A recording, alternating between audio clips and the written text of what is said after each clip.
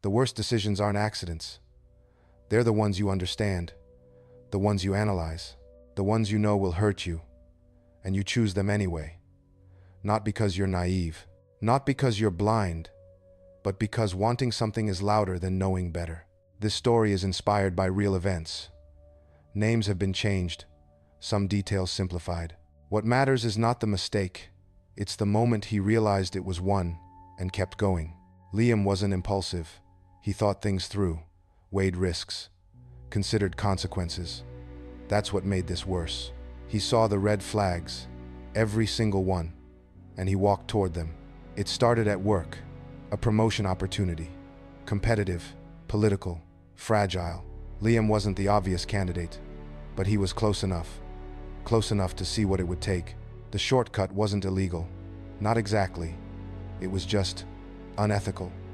Information that wasn't meant for him. A weakness he could expose. A private mistake he could use.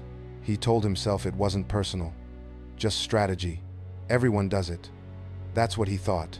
But he knew better. He knew it wasn't clean. He had a choice. Delete the email. Walk away. Compete fairly. Or use it. He stared at the screen for a long time. His heart was calm. That's what scared him later.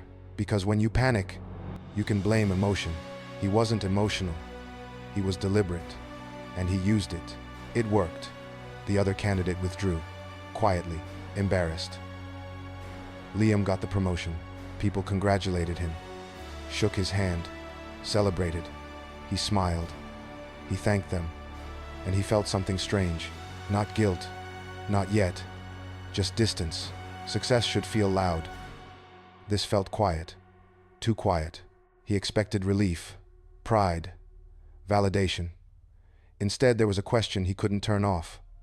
Was it worth it? He pushed it away. You don't question outcomes that benefit you, at least not immediately. The consequences didn't come in the form of exposure. They came in the form of subtle shifts.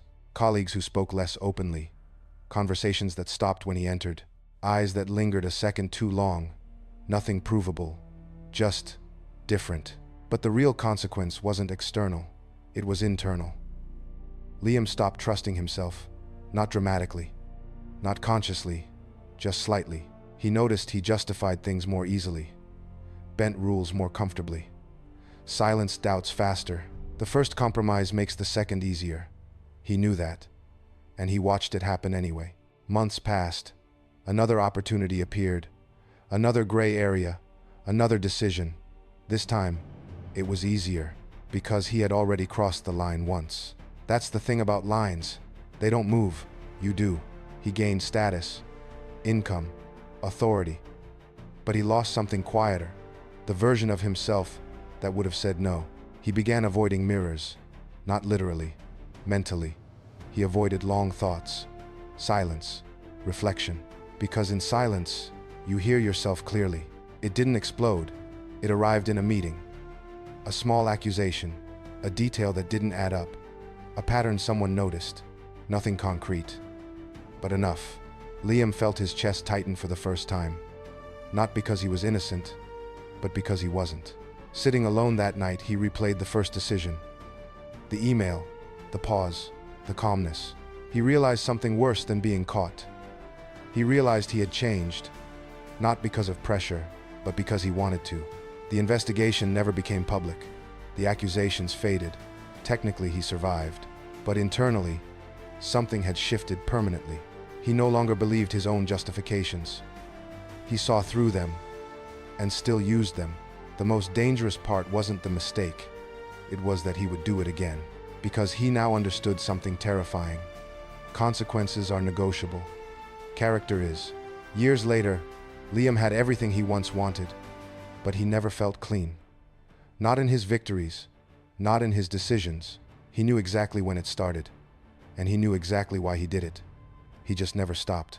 The worst thing you can lose isn't your job or your reputation. It's the version of yourself that once hesitated, because once you silence that voice, it doesn't come back.